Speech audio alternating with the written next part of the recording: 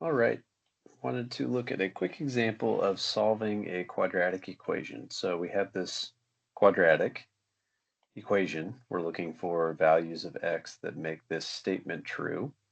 Notice that we do want to find exact solutions, so not rather than like decimal approximations. We're going to get exact values for this. A couple of things that we want to take a look at first off. Notice this is in standard form, so ax squared plus bx plus c, and also that it's equal to 0. So everything on one side of the equation. That's a good thing because pretty much all of our methods for solving quadratics, especially factoring or the quadratic formula that really use the standard form thing, require us to first have a thing where we're setting equal to 0. So that's a good thing to start with.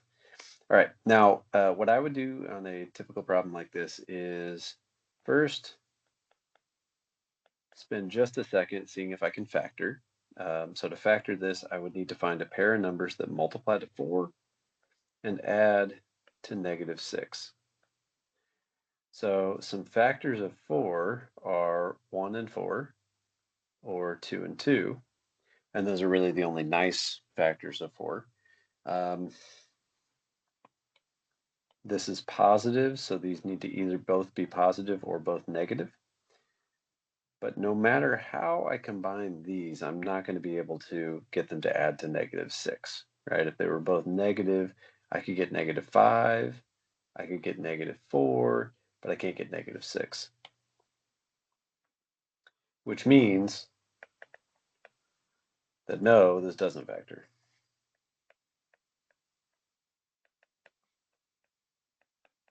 Okay, well, rats, but that's okay. If it doesn't factor, or if you just don't want to try factoring, that's fine too.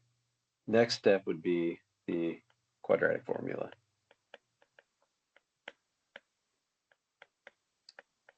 which I'll just write out here. -b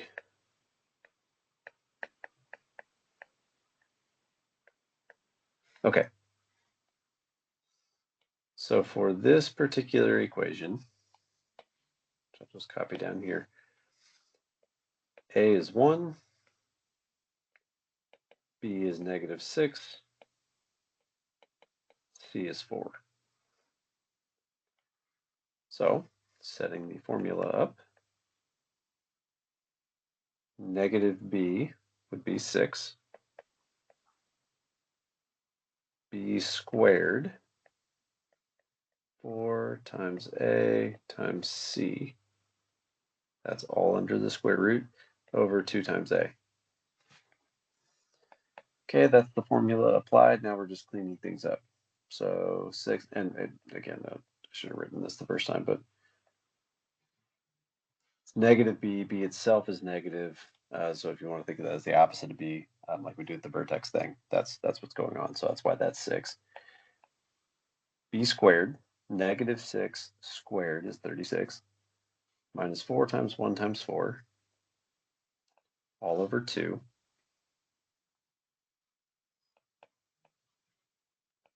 So 6 plus or minus the square root of 20, all over 2. Okay. Hopefully you're hanging with me. Now, 20 is not a perfect square. 20 is, though, composite. I can break it into 2 and 10, for example. And 2 is prime, but 10 is 2 times 5. What this tells me is that the square root of 20 is the same thing as the square root of 2 times 2 times 5. Anything that shows up twice in that prime factorization can come out of the square root because it's a square root. That's a plus or minus. Okay, sorry. All right, so the square root of 20 is 2 times the square root of 5, all over 2, which really means this, just for emphasis. So to reduce I reduce 6 over 2, which is 3, and 2 times the square root of 5 over 2, which is just the square root of 5. So these are the 1 and 2, one plus and the other minus, but I'm good with you writing them like this.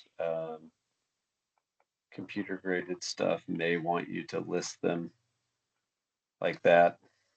Again, either of those is fine with me. Those are the two, I gotta scroll back up here, exact solutions to this thing.